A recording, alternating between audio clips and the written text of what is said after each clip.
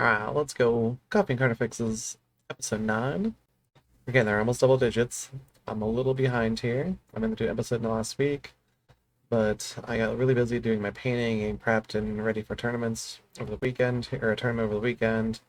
And more tournaments down the line here. Um, but I was at the Battle Pub in San Antonio, Texas, my first time going. Uh, 1 day RTT, 3 rounds, with 50 slots, which is insane. There was 30 something people there for the tournament, which is a really big turnout for like a 1 day RTT. Its a max cap is 50. It's insane. It's one of the biggest stores I've ever been into.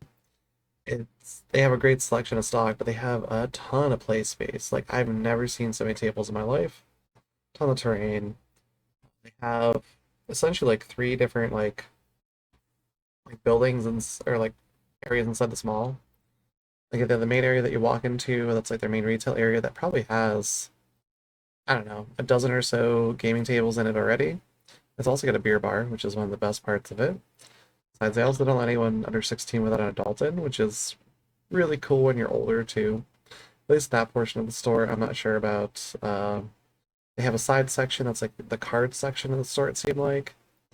And then they have another room that is just gaming tables. And that's where they hold their like Warhammer tournaments, it seems, and their Age of Sigmar events. And they also do a once a year GT, it's a 2 day event where they do a 50-man 40K tournament and Age of Sigmar tournament at the same time with a ton of prize support. So I'm gonna hopefully make it to that this year. It's on the plans right now. It's just a really good, really cool venue, really cool store, really good gaming group in general. So it's really awesome here. But I'm prepping for like a smaller GT in the middle of July. So it's my first tournament for the next few weeks here. I have a couple of them I have lined up here, like 3 to 4 before that GT. So I have plenty of practice in here. This is the first list that I ran. I was running as an invasion fleet, and finally named my high fleet. We got high fleet caffeine. A little different here, but we got it going. But yeah, I did invasion fleet this time around. I do have a fair bit of monsters still. I don't think it's enough to justify Crusher Stampede though. But I was running a Broodlord, a Walking Hive Tyrant. I'm running with the Venom Cannon right now, and the Bonestar Lash Whip. I've done the extra sliding talon instead of the gun. I kind of like the gun just for those extra hits here and there. I'm not sure if the like 4 attack really made that big of a difference. Both are fine, honestly. They're both great units, so or both good rate loadouts. I don't think you can go wrong either way, honestly. For Battle Line, I ran a unit of 10 Gargoyles, 2 units of 10 Hormagaunts, and then other detachments, I ran the Biobor, of course, an Exocrine, 10 Gene Stealers, a Lictor, Maliceptor, Norn Emissary, the Psychophage, 2 Tyrannofexes, one with Acid Sprayer, and one with a Rupture Cannon, a unit of 3 Von Ryan Leapers, and a unit of 3 Zoanthropes. And it worked out pretty good. I wanted to try the Psychophage with the new rules. I'm not really sold on it yet.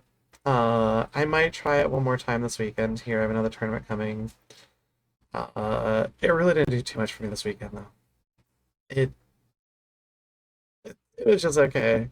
Maybe I should recap my games really quickly here. I did not really take photos this time around.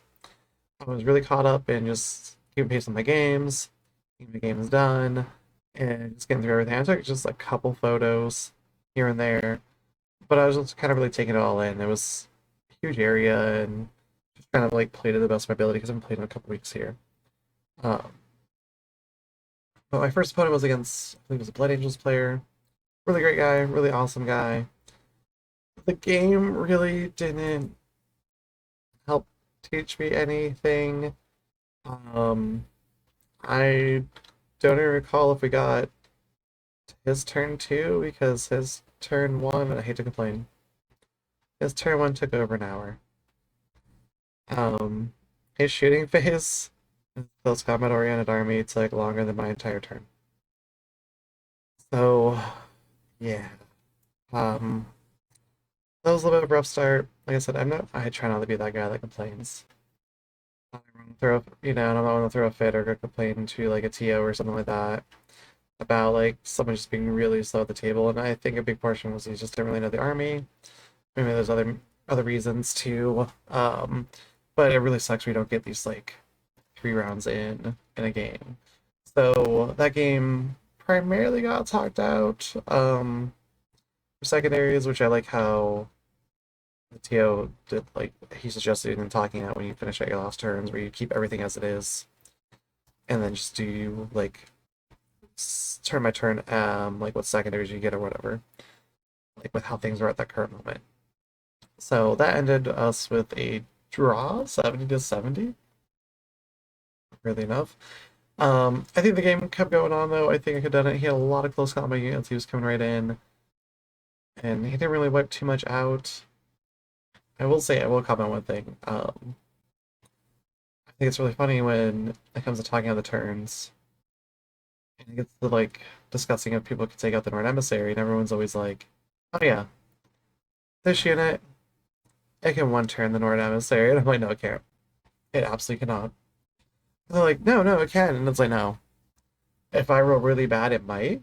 But I'm like, it's there's very few things I can one turn the Nord Emissary in close combat, especially. Very few things. There's a couple out there. It's not very likely.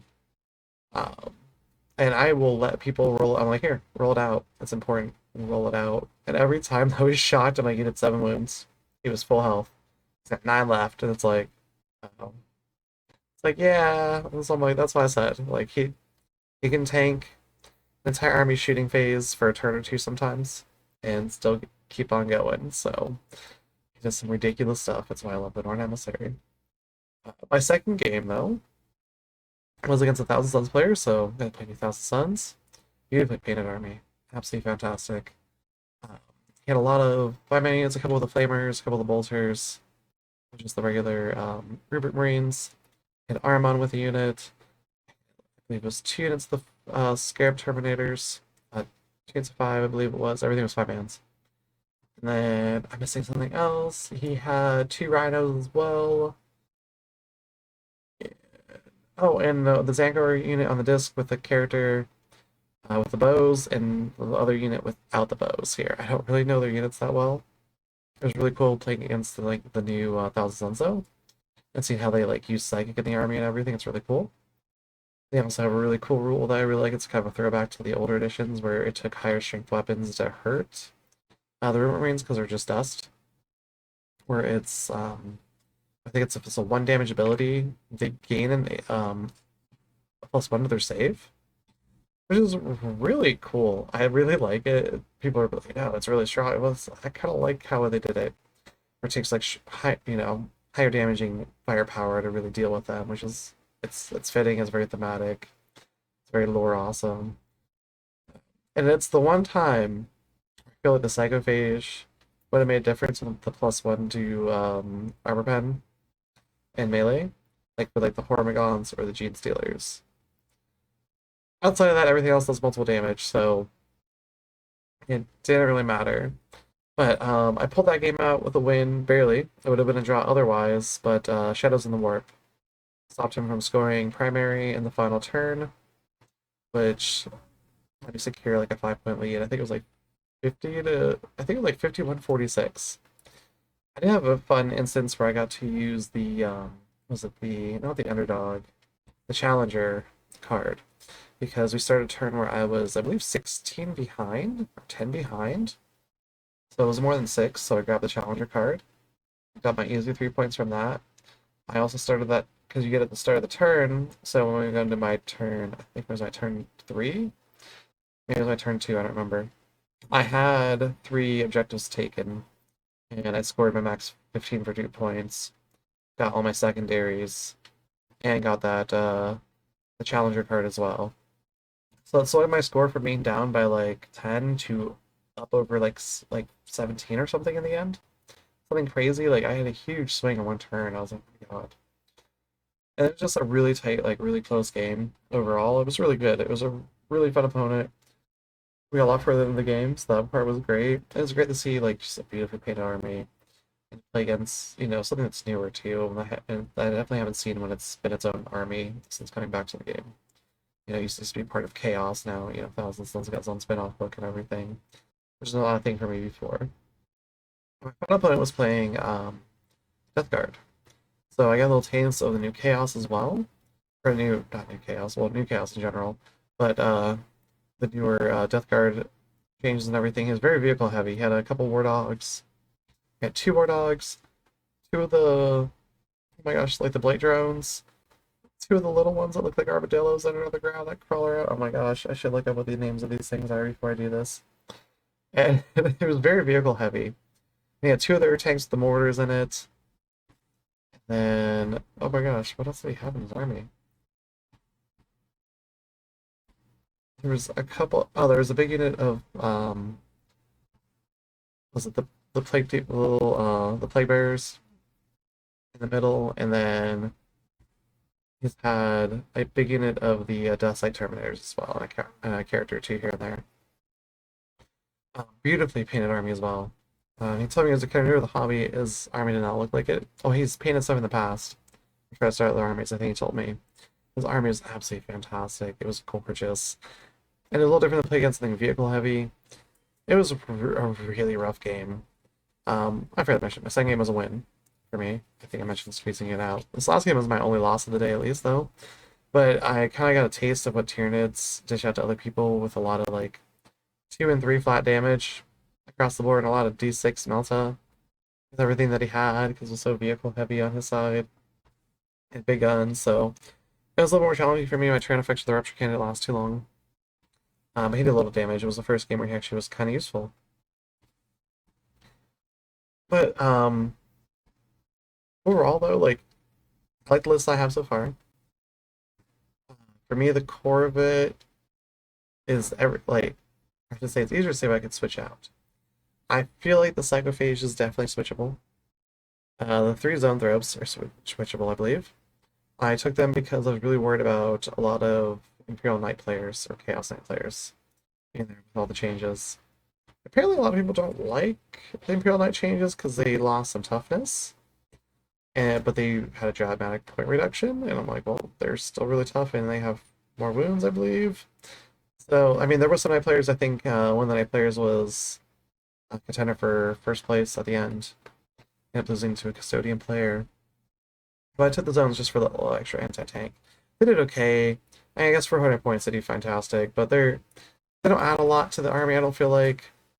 Same with the Psychophage, I didn't feel like it added too much. I should have maybe used them for more so for objectives, unless they required actions and I need to shoot them at something. But maybe it should have been like more of an objective monstrous creature, just run around with this 12-inch movement and being a little tough and just kind of pop around doing things. So I mean, that's what if I try them again, that's what I'm gonna use them for mostly. Either the Gargoyle unit or one Hormigaunt unit could also be dropped out of this. I don't think I necessarily need all three. All three are fine, but I don't really need them all. And then things that are like really stand out. The Tyrann effects with the Acid Sprayer. That was the first time I've used it. That thing is fantastic. It is so good. That D6 plus 6, strength 6, minus 2, 2 damage, like it's fantastic. It's so good.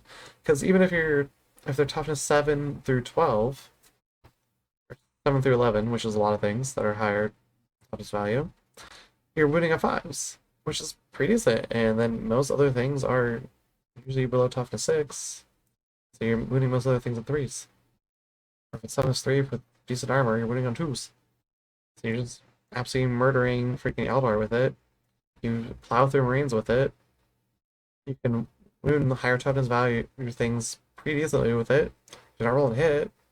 You get automatic hits. It's pretty good, and he's pretty tough, and it's tough enough that I feel like when he's walking up the front line and he's hanging out near the Hive Tyrant, the Maleceptor, and the Nord Emissary, and the Exocrin's not too far away too, and then Spare Tyrann effects is in that mix, and it's like, what do you do? Like, who do you fire at? They're probably firing at the Nord for whatever reason, but because when you're like, oh, what's his toughness value? It's like, oh, it's toughness 12, 2 plus save, and it's like, oh, what's his? It's like, oh, they're 11 with a 2 plus save, or a 3 plus, depending which one it is. So I feel like people kind of gravitate towards shooting at the toughness 11 ones, even though it's usually the same modifiers. I think maybe too with the higher damage value things, people are like, well, the Tyrann effects can shrug 1 damage. So maybe I should get rid of things that can't shrug a damage. And they're only shooting like one target at a time potentially. I mean, a lot of your monster creatures can kind of focus on one thing anyways, but the Rupture Cannon didn't get to do a lot my first 2 games because there really weren't vehicles. First game didn't go long enough for him to do anything. Second game, hit a pop a rhino, and he tried to pop the second rhino, and he's looked really threatening. That's about it. Third game, he shot, I think he took down a war dog and a blight drone, and did a little bit of damage to another one before he went down. So he did pretty good in the last game. He got me some points on that one here. Um, Broodlord and Gene Stealers, I've math hammered this before in Unit Crunch. They are one of our hardest hitting close combat units. They do fantastic. I think my execution using them is not the greatest sometimes. They tend to hit something, I tend to lose them. I debate whether they should sit in reserves every so often and come in mid-game. But that's one of my options for switching things in. Hive Tyrant's always fantastic. I never have a grip with Hive Tyrant. I really use his aura of assault to range weapons more so than lethal this time or this past tournament, just because I could just advance basically a whole blob of monsters with him at the center. Because it'd be the sometimes the Nora to be kind of tagging along if I need to shoot something and run him up to do it. Usually he didn't need extra movement with his 10-inch movement. But the Maliceptor, the Exocrine, and the Acid Spirit Turret effects all kind of hugged around the Hive Tyrant. That way they always had assault. So I could run the Acid Sprayer and still shoot it, or advance it, I mean. Kind of awesome. I'm not gonna lie. You know, the Hive Tyrant with this heavy venom cannon, he does the same thing. He's gonna advance and shoot. It's counting as assault, and it's freaking awesome. You know, especially when you kind of like focus fire everything. You start with that Exocrine, him with the Maliceptor and the Hive Tyrant. Maybe the Northern Emissary shots if they're in range. You know, or even him with the Zone Throps. I even put the Zone Throps kind of near the Hive Tyrant every so often to go so they can advance because they're a little slower than everything else. So that way they could kind of advance and shoot too, and it's a good combo. It works really well with just about everything it feels like, on the Exocrine too. So you shoot with the Exocrine first, and then you reroll ones, and then if it's a higher toughness thing, you know, you have your Rupture Cannon fire at it, but otherwise the rest of them just lay waste to it, basically. It's fantastic. You can focus fire some really nasty things pretty quickly with Tyranids. And the more I play this edition, the more I realize too how rare having a lot of flat 2 and 3 damage is across other armies. We seem to have it in absolute mass droves compared to everyone else. We might not have all the best like armor piercing and a bunch of like extra like, you know, D6 modified ones, but like we have pretty good damage output, I feel like. Not the greatest armor penetration, but I still feel like it's like my issue with the Psychophage. Yeah, we can have that +1 to our AP in close combat. But the things that you could potentially really need it for, you're pushing to their 4 or 5 up invulnerable save anyways with the -2. So do you really need to make those Gene Stealers -3? I think the only case is like 1,000 Suns. I just I mean, he has to pay tank for 100 points, but yeah. One thought though, I might drop the Zone Throps for this week and one unit of Hormagaunts, and then run the 165 points and it frees up. Then run my Trigon, and then give the Hive Tyrant Adaptive Biology. So the Hive Tyrant's always got a 5 Feel No Pain. The Exocrine's always got or the Northern Emissary's always got his Feel No Pain ones in the objective, and the Psychophage has the 5 Feel No Pain. So then you only have to put Feel No Pain on some couple other units throughout your army with using your stratagem with Invasion Fleet. So then you find I think this army though for the most part was missing disruption. I had nothing to pop into the backfield really and harass or threaten their home. Basically, I was a walking wall. I mean, don't get me wrong, you know, like I said, the Hive Tyrant, the Maliceptor, the Exocrine, the friggin' Tyrannovex, like all working together. It's nasty with an orange chilling nearby. It's a really nasty blob to walk down a flank of the table.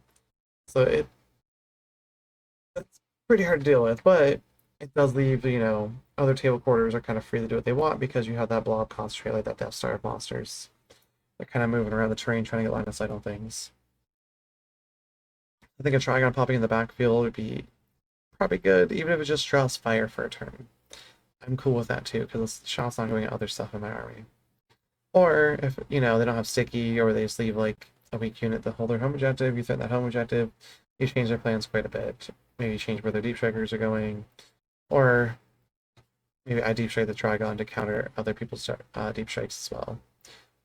I was using the bio board to block deep strikes in my deployment zone because I have a lot of things hanging back, so kind of a clutch move, I'm not gonna lie. First turn, I drop a Spore Mine in my own deployment zone. Turn 2, if I have everything good to shoot them at, I drop a Spore Mine somewhere in one of their table quarters. That way, just in case the secondary pops up. Just preemptively do it, and then if they had a good juicy target, like the Death Guard player did, that 20-man blob, I'll shoot him in a unit like that. But or if they got like a lone character sitting in the back that's not lone op, I'll try and blast them, I guess, too here. Strengths in the army. The Gargoyles and the Hormigons, they're just great for running up and trying to slow things down. And putting some extra OC on objectives and making people like, oh man, I need to get rid of this unit. And then they waste a bunch of fire on the Hormigons and Gargoyles in a turn. And then your other units are free to just destroy them afterwards, ideally. But like Biowar talked about a little bit, it's a great 50-point unit. It just works so well. Exocrine just works so well. You know, D6 plus 3, it's a little swingy. But it's strength 9 minus 3 damage. Gives everyone else reroll ones to hit because you hit them with that gun. It's great. That's another one I could definitely switch in, like instead of like a Trigon or something, or switch out like the Psychophage and something else for second Exocrine if I can swing like another one here down the line, or that may be something I play with eventually here. Potentially walking one in from reserves to get like a flanking shot, or because a lot of the time you might not fire turn 1 with some of your stuff that's on range because of how terrain is right now. So you could just walk him in turn 2 and then ideally have a nice like firing lane where you walk him in at and then just get like a nice shot off at something and then shoot for the next 4 turns. It's great. Like I said, Jesus and Broodlord, it's hard for me to kind of get rid of them unless I kind of go all monster spam and go really hard on Crusher Stampede. It's just a really good unit. I just need to learn to use it better, I feel like. It can be a little tough, but like as soon as they come out and they hit something, they eat so many bullets. If they're eating bullets, other things are eating bullets ideally. So Lictor's one I gotta work on its positioning as well. They're so good for objectives. I just gotta use them better and position them better so they're not taking so much fire, getting targeted so early. That's not me. Like I just gotta play better. The Malice Upper I love. He just confuses the target saturation for people a lot. Like the core monsters I have. I mean, his strength 10 minus 2/3 damage shot is pretty good. D6 plus 3, just like the Exocrine. The only thing is it's blast and not heavy, so it doesn't gain, that +1 to hit or whatever. So, but even still, it's really good against Marines. It's really good against most things in general. So yeah, great shooting. Norn Emissary, I freaking love the Norn. The Norn is one of my favorite units. I mean, current tier units. I'm so glad I came to an edition, or back to an edition, where we finally got something a bit bigger that's not Forge World that can freaking tank. Like I said, people think they can one turn this thing a lot, and it just doesn't happen that often. It is so rare. People have to sink so many points into this thing to remove it. A 2-up, 4-up with a 5-up Feel No Pain, and a 4-up Feel No Pain against Mortal Wounds, which Devastating Wounds are mortal wounds. So it's just hard to remove an Norn Emissary really quickly. It takes a bit of effort unless the dice are really favorable to you. But you can't bank on. You can never bank on that. The Psychophage, try them one more time, but so far I'm not too impressed. Tyrannofaxes, I love the Tyrannofaxes too.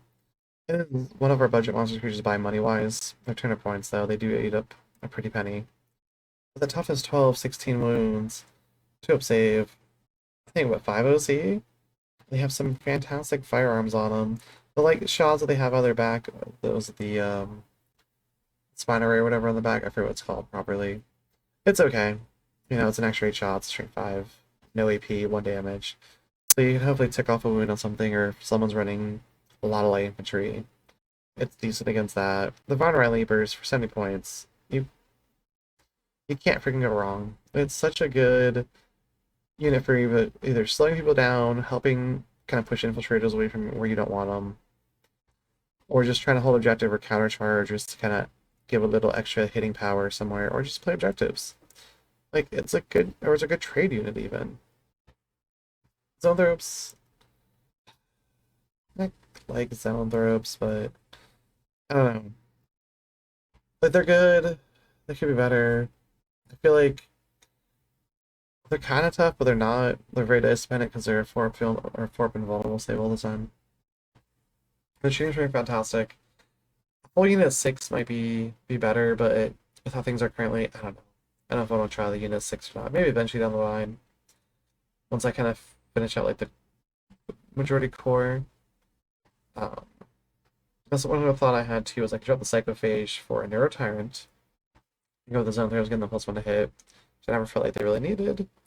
But getting the +1 to hit gives me another Flamer option in the army. I can pass off some Synapse units that absolutely need it. Have a bigger Synapse bubble. And did a lot with him. I think that's about it. But I could help hold the backfield or the midfield a little bit better. Support my backside if I need to. Heyo. Um, but it's an easy point switch here. And the one I really want to add is the hyper adaptive Raptors when they come out. I did not get a pre-order. I forgot all about it, and I'm really bummed. But I feel like my list needs something that drops in the backfield that can threaten and that can do some damage. Like I need something else that hits really hard besides shooting hits pretty hard, but I feel like I need that other mid-game threat to come in where the Trigon can fill that role. I feel like the new Raveners do it better, potentially. They're a smaller profile, they're easier to hide through the terrain. They're just as fast, they hit harder, technically. And they can't up you downy, but they get the free heroic intervention or rapid ingress. So rapid ingress for free. Plus, okay, I guess I've talked about this before. Them coming in mid game, I think is like ace like turn 2, 3 when things are damaged, there's damage on the field. They come in, they start cleaning up units. It's gonna be beautiful. It's gonna be fantastic. So I got some things to play around with and try. I wonder if there's a world where could I do it where I do the Raveners and a Trigon? Because that's what 305 points. I drop a Psychophage and Zone Throw since 210 back. And if I drop the Gargoyles, that's 295 points, isn't it? Yeah. Or there's 80. I think it's 295. So maybe 10 points short of being able to do it. There's a way to do it though. I feel like without messing too much up the list. Would be good. I don't know. We have something to play around with. Like I'm hesitant to drop because anything to do objectives too still. So I don't want to like lose the Von Ryans and a battle line unit. Like, you need that balance. Because I don't really want to do objectives with like Tran effects unless they absolutely have no other target. I don't want to do it with the Malice subject unless it's got no other target. I don't want to do it with the Northern Emissary unless there's nothing on the center field. Or the center objective with him. I don't really want to do it with the Exarchane because it needs to shoot. Like, so it's something that has to take an action. I can put that Lictors where he needs to be, or there's something else I don't have to use at that time. So, like food for thought, right? I'm gonna get better at doing this, the secondaries. Healing's not the only way, but you know, that's a good portion of the way I feel like. And if I have the room for it, they're kind of filler, but giving the high tyrant feel no pain is a nice option. And then also throwing was it perfectly adapted? I think it's perfectly adapted on the Broodlord to give him rerolls. They're gonna roll a charge with him in the Genestealer unit. Unless you reroll like a save, one save, or like leadership test, but honestly, rerolling charge is bigger just because, man, missing a charge hurts. It hurts so freaking much, especially the Genestealer unit. They miss a charge, and they're not gonna do anything. They're gonna die. That's just how it works, man. But this weekend, like I said, I have a tour coming up. I think it's full. It's a 14-man tournament. 13 were signed up the other day when I checked. So I believe it's going to be a full house on that one. I believe it's the group that's running the GT I'm going to, so hopefully I get to see like how they're doing the train layout and maybe some of the sample missions are running for that. So I'll talk about that next week here. Hopefully I'll get some better, I'll actually get some pictures, some better notes. Man, it's hard. I've watched, was it Paul's Bad Stuff? You know what that guy's really good at? Fucking recapping his games. He is phenomenal at that. He has got the map and everything, and has like a good idea of like how everything was laid out. I don't know how he knows so well, like how he keeps track of all this during the games, or he just takes really good photos throughout. He really knows. I'm not really sure here, but here's where we wrap up here. Like I said, I'll have some more games to talk about here soon. Probably get some more hobby stuff done. I'm gonna try. I don't know if I have time to get bases done this week. I might try tomorrow. I don't know. I've been working so much this week too. I'll have everything else, but I have my army like 95% painted. The only thing I haven't used yet, or that I might use that hasn't been painted yet, is the Trigon. The gargoyles need their guns finished. And I gotta finish the acid sprayer on Tyrannosaurus's gun. Otherwise, everything else is basically painted with my army. And if I do use the Psychophage, I either paint a new Psychophage or clean one up. Because they were my test models before, so not quite painted the same as everything else. But yeah, have a good one. Take care. Thank you for hearing me out. You can drink some coffee.